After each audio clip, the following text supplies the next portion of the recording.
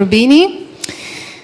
And with that very short introduction, because we are already kind of short on time, I would like to start by asking Mr. Rubini to give us your thoughts on the status of the global economy today, considering all the risks and the mega threats that you have written about, you've written a book about.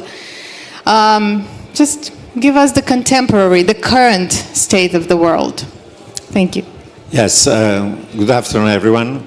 Really great pleasure being back to Bucharest at this important conference. I just flew in overnight from Seoul, Korea, and yesterday I attended another conference also on geopolitics and security in Asia that was attended by the President of Korea, but also by the former CIA Director and Secretary of State in the US, Mike Pompeo, and the current ambassador to Japan, Rahm Emanuel, used to be the Chief of Staff for Obama.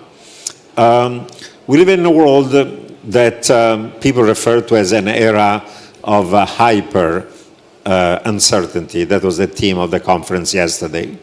Why hyper uncertainty? We live in a world in which there is a amount of what I call unusual, unexpected, unprecedented uncertainty, 4 types of views. And I wrote an entire book that was published about a year and a half ago titled Megathreats, 10 Dangerous Trends That Imperil Our Future and How to Survive Them. In that book, I talk not about what's going to happen to the global economy in the next year or so. There's all this debate about soft landing or hard landing, what the Fed will do. I think that's short-term noise. We have to think about what are the trends that are going to be over the medium-long term. And one important point that's becoming clear today is that in addition to economic, monetary, and financial risks and threats, we live also in a world in which there are now other types of threats that interact with the economic, monetary, and financial ones. They're social, they're political, they're geopolitical, they're environmental, they're health-related, demographic-related, technologically related, and so on. And they all feed on each other. Even if we consider economic, monetary, and financial threats, the kind of threats we're facing today are very different from those that we were facing even only 4 years ago, before COVID. And that's a completely different setup of concerns about what's going to happen to economic, monetary, and financial risks. As you remember, before COVID, we were worried that inflation was too low. Fed, ECB, BOJ, BOE, central banks and advanced economy were fighting low inflation. They couldn't even achieve the 2% target. Today, instead, is the opposite problem. We have to worry about inflation being too high. It became very high after COVID. It's falling right now, but it's still above target. A few years ago, people were worried about a world that was defined as secular stagnation. After the global financial crisis, demand was weak, consumption, capex investment, savings were high, economic growth was low, and because there was not enough demand, there were high savings, not enough investment. Not only economic growth was low, but there was disinflationary, if not deflationary pressures. That's what people refer to as secular stagnation, low growth, low inflation. Today, instead, we have to worry about the opposite, a world of secular stagflation, where inflation is going to be higher, growth is going to be lower. And I'm going to elaborate later more about this concept of stagflation. A few years ago, people were worried about unconventional monetary policies, zero policy rates, negative policy rates, quantitative easing, credit easing, stuff that did not even exist in the textbooks. Today, all that stuff is gone. We have normalized policy rates. Instead of quantitative easing, we have quantity tightening. And people are starting to worry about the consequences of this massive switch in tightening in monetary policy. A few years ago, we were worried that interest rates were too low. They were zero or negative on the short end in Europe and Japan. But even on the long end of the yield curve, you had bond yields on government bonds to maturities up to 10 years in Europe. And in Japan, they were negative in nominal terms, 10-year bond yields. And therefore, People were worried that savers were not getting enough return on their investment. Interest rates were too low. Today is the opposite. Central bank have normalized rates. They're now between 4 and 5.5%. Long-term bond yields have gone from 0 negative to 3, 4, in the US 4.5. And people are now starting to worry about the impact in a world of high debt of having high interest rates, and whether many parts of the world are going to face debt crisis in the private and public sector. A few years ago, debt ratios, private and public, were high, both in advanced economies and emerging markets, but because interest rates are 0 or negative, debt servicing ratios were low. And therefore, even high debtor could survive because they were paying very little on their debts. Mortgage rates in Denmark were having nominal yields that was negative. People were being paid money to have a mortgage. Today, instead, in a world where short rates and long rates are rising, if you have high public debt, if you have high private debt of household, corporates, financial institutions, the risk of defaults, of distress is becoming severe. Not only in emerging markets, but as we saw in the case of Greece, in the case of Italy, even in the case of a country like the United Kingdom, when the bond vigilantes wake up, interest rates go higher, then country can be punished very fast for having policies that are fiscally deviant relative to what were supposed to be. A few years ago, we were worried about the excesses of hyper-globalization, too much movements and mobility of trade in goods, in services, mobility of capital, labor, data, information, technology. Today we are worrying about the opposite stuff: deglobalization, protectionism, de-risking, decoupling, fragmentation of the global economy, balkanization of global supply chains. We've gone from one extreme to the other one. A few years ago, commodity prices were very low. They collapsed in 2010, 2020 by 50%. Oil, energy, food prices, fertilizer, industrial metal. But since COVID was over, the price of the average commodity has gone up by more than 100%. And if you're a commodity importer country, that feeds into your domestic inflation. So one of the reasons inflation is persistent is because commodity prices are also too high. A few years ago, people were discussing the role of the dollar as a global reserve currency, and people said, nobody can essentially replace the dollar. What's the alternative to the dollar? My former boss, Secretary of the Treasury, Larry Summers, said, you cannot replace something with nothing. And he said, if it's not going to be the dollar, what else? He made a joke. He said, Europe, frankly, is a museum. China is a prison. Japan is a nursing home. And Bitcoin is a failing experiment. So people don't like the dollar, but what's the alternative? There's no clear alternative.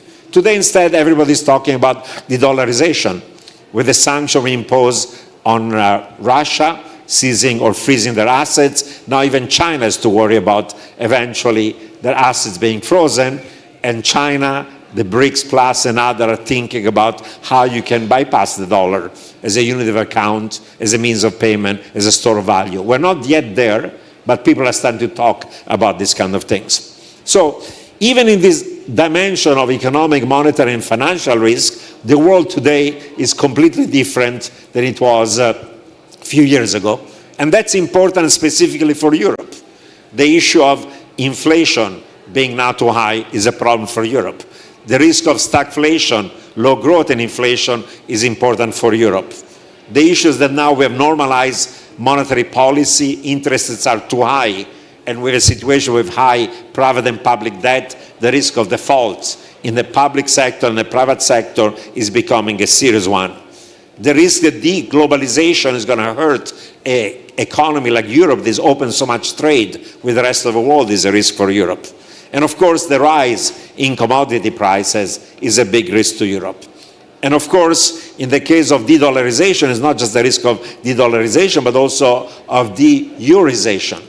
Most of the assets that have been frozen in Russia are not dollar assets, are euro assets. And one of the reasons why the European Central Bank is worried about seizing these assets and giving them to Ukraine is because they're worried that weaponizing not just the dollar, but also the euro may lead to the euro losing further its role as one of the global reserve currencies. So all these economic, monetary, and financial threats are significant and important for Europe as well as for other parts of the world. But now, in addition to these economic, monetary, and financial threats, we're facing a world in which there are many non-economic ones that have, of course, an economic dimension. Of course, there are geopolitical risks, and this conference is centering on them. You have cold wars getting colder, and we have hot wars getting hotter. Of course, there is still a terrible hot war between Russia and Ukraine. Given the brutal Russian invasion of Ukraine, this war is not going away. It could destabilize further the region. It could lead to even a war that expands potential to NATO. It could become, under extreme condition, even an unconventional war. The Cold War between US and China is becoming colder, and now people start to say it's not a matter of whether, but only when there could be a conflict on the issue, for example, of Taiwan. You're close to the Middle East, and as we know, the war between Israel and Hamas is continuing. There is no end to it, but the risk is not just Israel and Hamas in Gaza. The issue is whether there's going to be an escalation involving Hezbollah in Lebanon, that is a proxy of Iran, and a full war between Israel and Iran. Maybe low probability event, but one you cannot exclude. And finally, there is another political and geopolitical risk, is the US election. On election night, we may not know who is the winner. There could be chaos. And the winner eventually could be, because he's ahead in the polls today, Trump. And the question is going to be, what are going to be not only the domestic economic policies and of the Trump administration, but also the foreign policy, the national security policies, and things of that sort. Now, if you're thinking about Europe and how these geopolitical risks affect Europe, it's quite obvious that Europe is at the center of all of them. The Russia-Ukraine conflict, of course, has been massively affecting Europe. The spike in commodity price occurred after the war started, was one of the reasons why there was a sharp slowdown and stagnation of the European economy. The dependence of Europe on energy from Russia was a definitely weakness. That is being phased out right now, but that's still a threat to Europe overall, this conflict.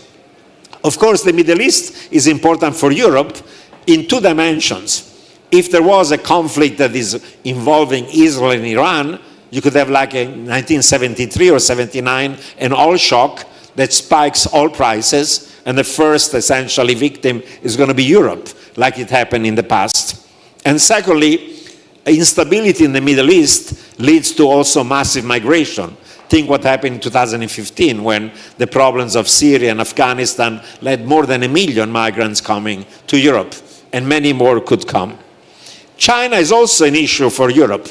Europe was depending on Russia for energy imports, but Europe is depending on China for exports of goods and services, cars, machinery, luxury goods, but also massive amounts of foreign direct investment that Europe has done in China. And therefore, if the conflicts and the tension between US and China were to escalate, Europe is going to be right in the middle of it. Because Europe, from a geopolitical point of view, is close to the United States. We're formal allies, but from an economic point of view, Europe does more trade and more FDI with China than it does with the United States.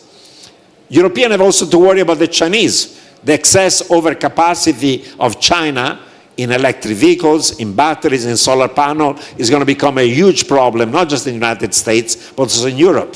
And the chances are that Europe now is going to impose protectionist tariffs against this onslaught of excess capacity coming from China. Finally, for Europe, the Trump risk is a huge one. We have no idea yet what is going to be the foreign policy of the Trump administration. He has claimed he's going to impose a 10% tariff on all goods from everybody, including friends and allies, and 60% from China. 10% imports from Europe, from Japan, from Korea, from everywhere around the world. Is he going to go ahead and do it? Or is he going to do a bargain with Europe and say, if you spend more on defense, if you give me something on trade, I'm not going to do it? Open question.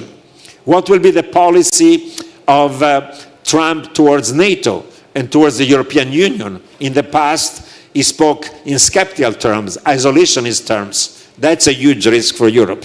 And of course, we don't know whether Trump is going to not support Ukraine and eventually let Russia take over Ukraine, or whether it's going to come to reason on this issue. In the past, some of the signals given have been worrisome.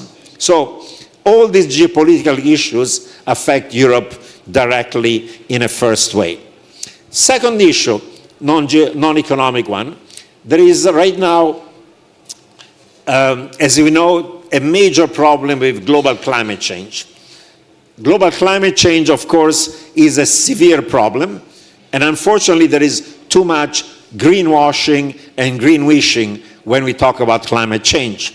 Even if everything that was agreed in Sharm el-Sheikh, Dubai, and Glasgow were to be made, and that's a big if, scientists say we're not going to reach 1.5, we're not going to reach 2.0, we're going to reach 2.4.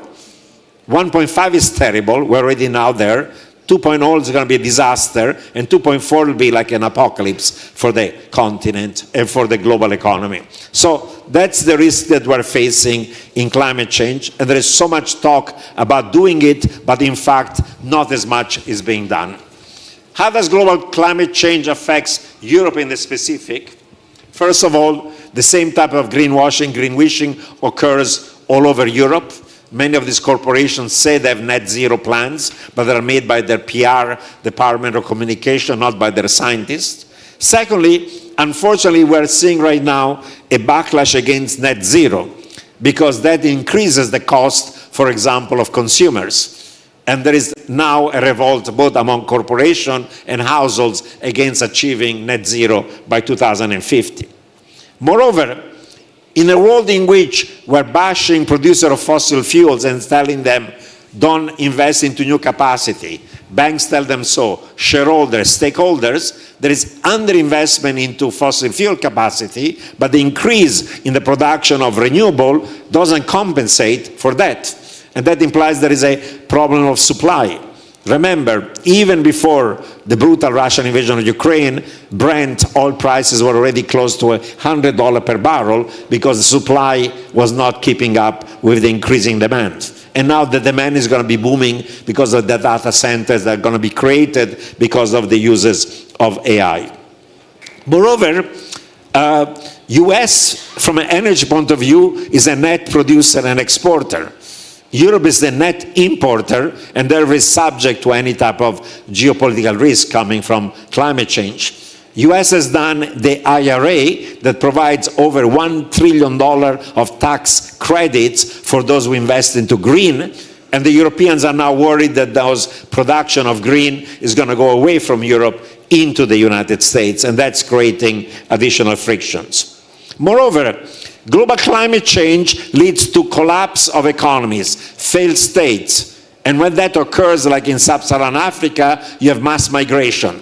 Millions of people, potentially hundreds of millions of people, could essentially be in society where there is no water, desertification, collapse of agriculture, move to urban area, social conflict, civil war, failed states. And I can give you lots of examples of what's happening right now in many parts of sub-Saharan Africa. That's another issue for Europe, because all these people coming from Africa are going to come to Europe. And when you see the competition coming from China, China has massively subsidized production of electric vehicles, of solar panels and batteries, and are dumping it literally in global market, including Europe. And probably Europe will have imposed tariffs like the US has done against these products. Otherwise, there'll be a decimation of European industry in the green tech that is so important for the green transition. And finally, Europe might reply to those countries that are essentially not doing enough progress on climate change by imposing a cross-border tariff against countries and products that are having a lot of greenhouse gas emission. That's something controversial, but likely to happen.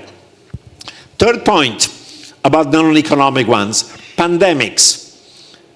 Pandemics like COVID-19 are not going to be the last one and the most virulent one.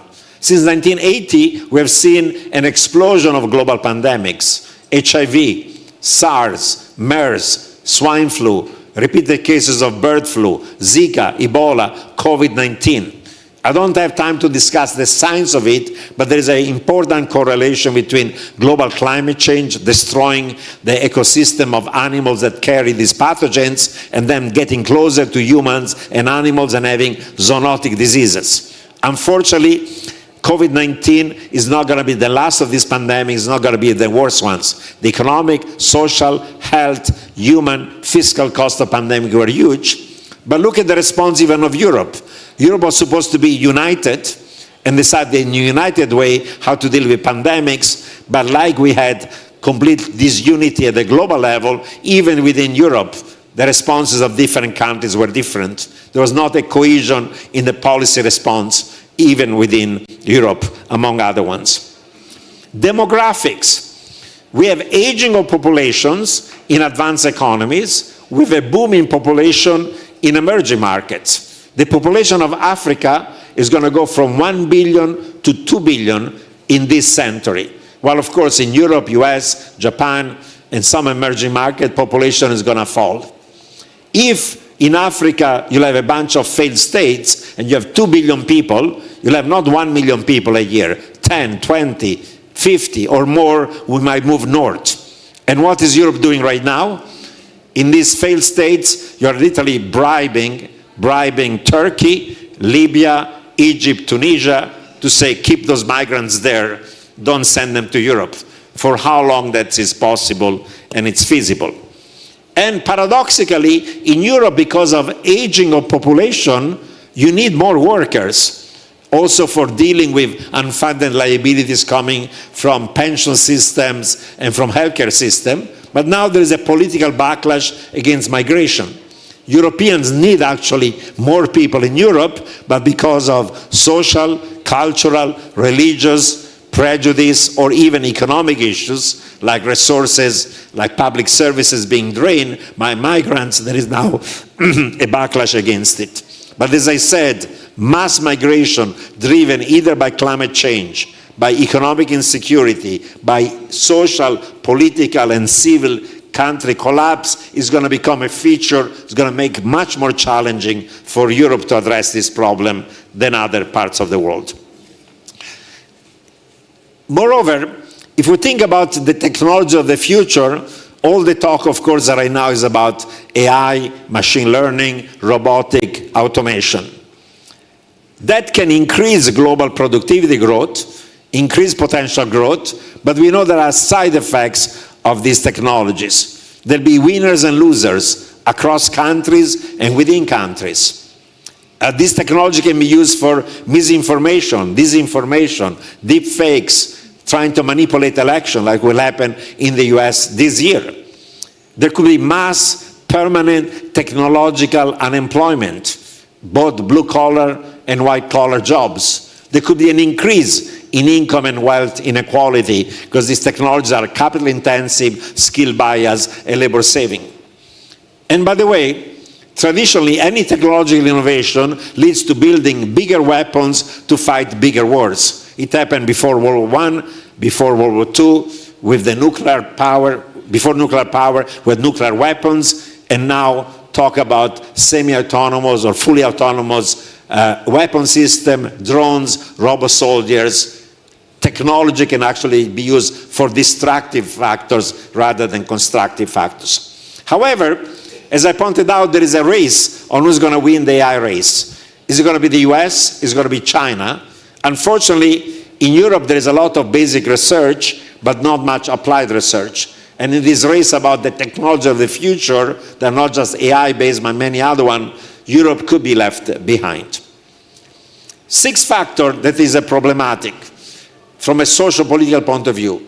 We have today a backlash against liberal democracy and democratic capitalism. It's driven by income and wealth inequality, but more importantly by economic insecurity. People are worried about their jobs because of trade, technology, globalization, social instability, low growth, you name it. And that's leading people voting for extreme parties of the extreme right or extreme left, like in Latin America. And these tend to be populist, they tend to be anti-global governance, they tend to be governments that can become authoritarian. In a case we saw, like in Russia, violent and aggressive towards the rest of the world. So that's the trend. And I'm not going to tell you and repeat you how many countries in Europe now have not just moderate, but extreme right-wing populist parties coming to power. The final issue that I think is important is the following one. In a world in which there are all these threats, they're all global, and we need global solution and we need global governance on trade, on security, on climate change, on issues of pandemic.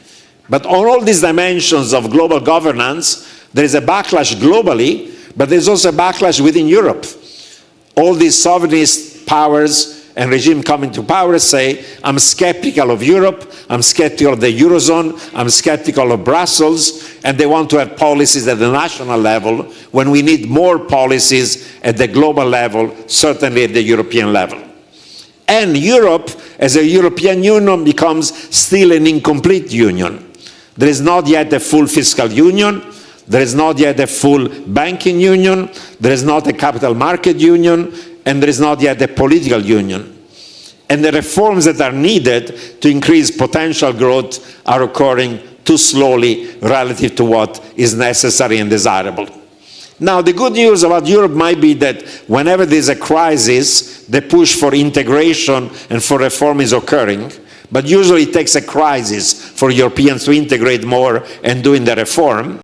And unfortunately, if you look at the data, Europe is falling behind compared to the United States in potential growth, in productivity, in innovation, in the knowledge economy, into AI, machine learning, robotic, automation, and many of the other indices of the future. So we live in a dangerous world. It affects everybody. These mega threats, economic and non-economic ones, affect everybody, but they affect Europe in particular. Now, I call them mega threats. But last year, the Financial Times talked about one of the buzzwords of the year being the term of polycrisis. It's the same idea, economic and non-economic factors that affect each other. Christine Lagarde, head of the ECB, has spoken about a perma-crisis, and Mike Pence and Mohamed El-Erian have written a whole book about that one specifically. When I presented my book at the IMF and I had a discussion with Kristalina Georgieva, the head of the IMF, she said we're having a confluence of calamities that we have not seen since World War II. And those of you who go to the WEF in Davos, there's always every year in January a global risk report, and this year was exactly about economic and non-economic threats feeding on each other. So the point is, we live in a dangerous world. There are lots of threats. Each one of these threats has policy solutions, but the policy solution imply sacrifices in the short run for the common good, individually, community, nation, and globally over the medium long term. And the question is, do we have the political leadership domestically and globally to go in the right direction as opposed to going in the wrong direction? Maybe I'll stop here. Thank you. Thank you very much. And I will pick up on what you said last and first, which is in every crisis there is an opportunity, right? Yeah. And the policies are usually, the good policies are usually sacrificing the short term. Currently, to zoom in on Europe and to zoom in on this region, we have a debate between reindustrialization and decarbonization. While, as you mentioned, we are also seeing negative stagflation supply shocks, which is basically related to trade and investment corridors and everything that refers to long-term investment, right? So would you elaborate a bit more on these tensions that we are seeing? Obviously, it's one mega trend that I am picking up, but because we are discussing very much about energy security, we're discussing very much about reindustrialization, and inflation is a constant, which is affecting pretty much everything. I like your thoughts on it. Well, the question of how you achieve control of global climate change, how you have a green transition, how you go to net zero, and how you still rely on fossil fuels as opposed to phase them out, I think is one that doesn't have any easy answer. For a while, everybody around the world, including Europe, said we'll aggressively go to net zero, and we're going to have a green transition. And I'm all in favor of, actually, because I think that global climate change is going to be a disaster. But that transition is kind of highly costly. In spite of all the investment we've done in green, the share of fossil fuels that's coming from, the share of energy that comes from fossil fuels in the last 20 years has gone from about 82% to something like 78%. And the share that's gone from the green has gone from 8 to 12%, with the remaining part being nuclear. So we're moving in the right direction, but we're not moving fast enough.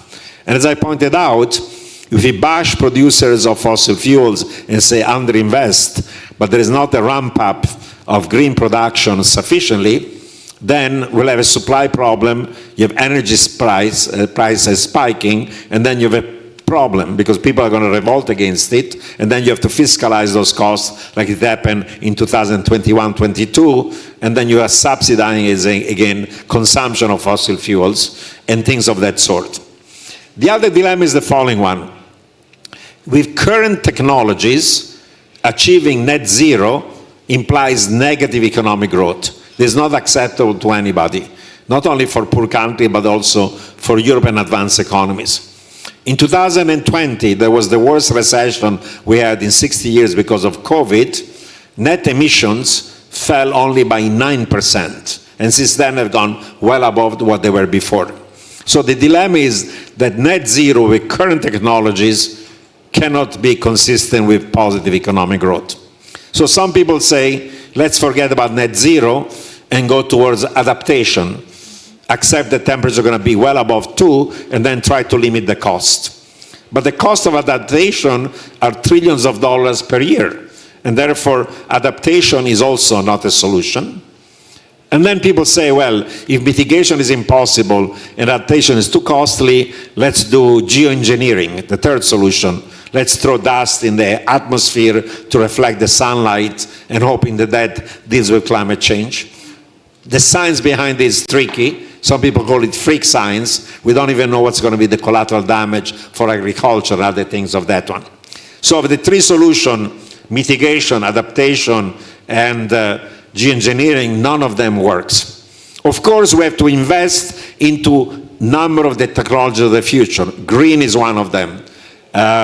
Having carbon capture and sequestration is another one, but it's not economically viable today unless you subsidize it. Clean and green hydrogen is economically not viable unless you subsidize it. Yes, we'll have also to have some more nuclear, but there's not going to be the massive part of it and so on. So the reality is that with current technologies, actually there is not a clear solution to global climate change. We may get lucky because there is a new revolution that may come that is not nuclear fission, but actually fusion. There's a new technology that's coming out of the United States, and some people believe that we're going to have a commercial reactor that is viable in 10, 12 years from now. If fusion works, then you can literally produce huge amounts of energy very cheaply with zero greenhouse gas emissions, and then you resolve altogether the problem of climate change. Some people are very optimistic about that. Some people say, no, it's going to take 25 years as opposed to 10 years. If it takes 10 years, we can deal with climate change. If it takes 25 years, then it's going to be a disaster. So my answer is there is not an easy solution to the question of the green transition. And that dilemma is faced every day because people want to phase out fossil fuels, but they need them. And then they say, okay, let's rely less on things that are more polluting, but more on natural gas. There's less polluting. But the reality is we still need fossil fuels because we're not ramping up production of alternatives fast enough and cheap enough. So the problem is here with us. Thank you for that. And a follow-up question before I leave the floor to the audience to ask questions.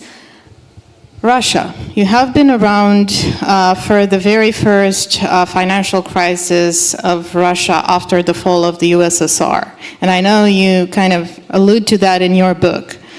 Now, we are at a point where we have sanctions implemented on Russia.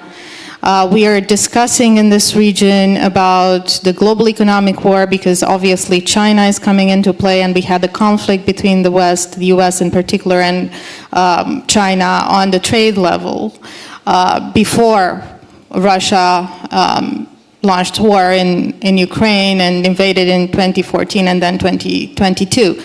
So your thoughts on the Western strategy and your thoughts on how Russia is able to cope with everything. Because one of the major threats that we have is a full collapse. And you probably remember how financial crises look like and when it comes to Russia, plus the threat on the security side. So your thoughts on this? Well, my thought is that we have to, as a West, to remain united, Europe, United States, and other, to provide as much economic, financial, military support to Ukraine so that this conflict is not won by Russia. Because if that were to be happening, this conflict is not just about the Russia and Ukraine. It's also going to be threats that the Baltics and other countries in Central Eastern Europe are going to face from Russia. And there's a bigger game. If Europe and the US are not able to support a country that is within their own geographical, geopolitical sphere of influence, that is Ukraine, then if that happens, what's going to happen with Taiwan? Where the Chinese are going to say, if Europeans cannot defend somebody in their own continent, then we can go ahead and take over Taiwan, and no one is going to be moving a finger. So the point here is that, as we know, we live in a world in which there are at least 4 revisionist powers, China, Russia, North Korea, and Iran, that are actually challenging the economic, monetary, trading, financial, political, geopolitical, security, and military order that the US, Europe, Japan, Korea, their friends and allies all over the world created after World War II. And they're having a totally different model that is much more authoritarian and violent and so on. So it's up to the West to realize this is not just about Russia and Ukraine, but something bigger. Now, the sanctions may not have been fully effective for a whole bunch of reasons. Many countries are bypassing them and are still doing trade with Russia. But think of it this way. Before this crisis, and I was going to Russia every year and talking with even members of the government, I was asking the head of the central bank, what's the potential growth of Russia? And the answer was honestly 1.5%. That was really mediocre. An emerging market with that per capita income should be going 3-4% per year. So the potential of Russia was already 1.5%. Why? State-owned enterprises, not market-oriented reform, and so on. After these sanctions, in my view, the potential growth of Russia over the medium term is closer to 0 than to 1.5%. You have cut off completely all trade with the West and Europe, including energy. All the energy, you don't have the pipelines to send them to East. They're not even building one. The Chinese don't even want that. So you have to dump all that stuff cheaply in global markets by using other routes. The technology are needed to even make the oil and gas pumped out of the ground come from Europe and United States. Those are cut off of technology that eventually imply that the production of energy is going to collapse. Yes, they can get some of the technologies, semiconductors and other things from China, but those kind of things they're getting from China are not going to be able to compensate for what's coming from US and Europe. In the short run, Russia has been surviving for a few reasons. Of course, the spike in commodity prices that followed the invasion of Ukraine benefited Russia. Of course, they're spending so much more on defense and military that's pumping the economy, but not producing bread and butter, but rather producing more guns, so it doesn't really help the people, helps essentially the production of war materials that are going to destroy further Ukraine. And running these very large fiscal deficits is eventually unsustainable, is going to lead to inflation and debasement of the currency.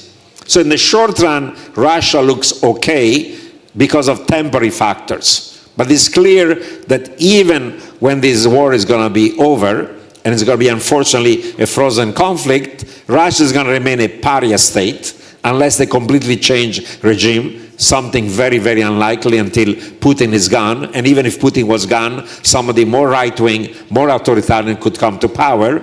And if Russia is going to remain a pariah state that is shunned by Europe and the West, then economically, technologically, financially, and otherwise, Russia is going to become more and more of a midget and a vassal of China and remain in the sphere of influence of China and economically stagnate even more than it did even before this war. Okay, well, I am told that we only have 10 minutes to go, so I will leave the floor to the audience for a couple of questions. If there are any, please, Mr. Tomokos. Simeon Tomokos from the Delphi Economic Forum. Excellent presentation and discussion, Professor. Thank you, Antonia. Professor, you didn't mention anything about India and what is the role in the geopolitical situation. And if I have a second question, how perhaps the war in Gaza is connected with the war in Ukraine? Thank you very much. Well, on India, I think that India is a rising economic and geopolitical power. Potential growth of China, I don't have time to discuss in detail, used to be for 3 decades 10%. Right before COVID was 7%. Right after COVID has become 5%. But even the IMF is expecting potential growth of China by the end of this decade will be between 3 and 3.4 maximum. And I was just recently in China, and I'm going back there next week, and I spoke with local economists and independent, and they said, with unchanged economic policy, potential growth of China by the end of this decade is going to be only 3%. For lots of different reasons I'm not discussing right now. India's potential growth used to be the Hindu rate of growth of 5%.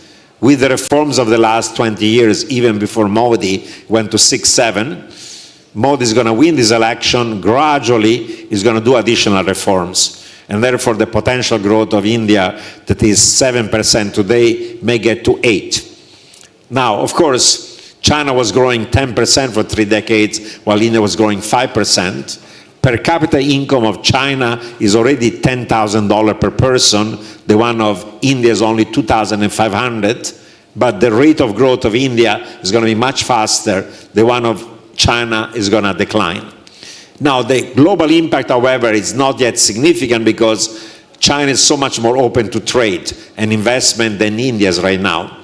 India may grow 8%, but the global impact is going to be gradual because the trade links, the financial links of India with the rest of the world are not as wide as the one of China. But I would say friendshoring is going to help India. Geopolitically, India is closer to the West, of course, because there's a rivalry with China.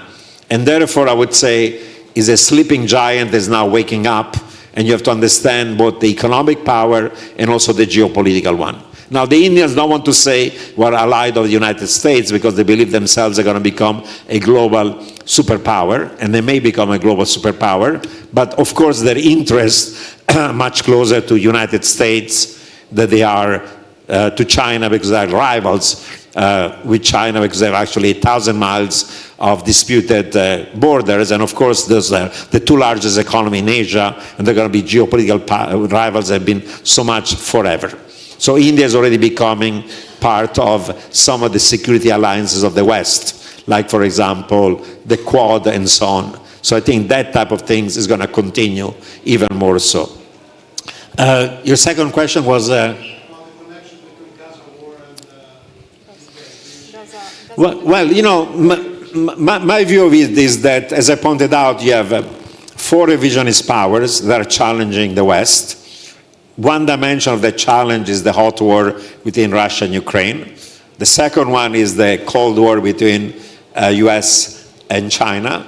The third one is that North Korea, and I was just yesterday in Seoul, is still threatening Japan, South Korea, and the region by sending rockets right on that. The little dictator in Pyongyang is still a very dangerous one.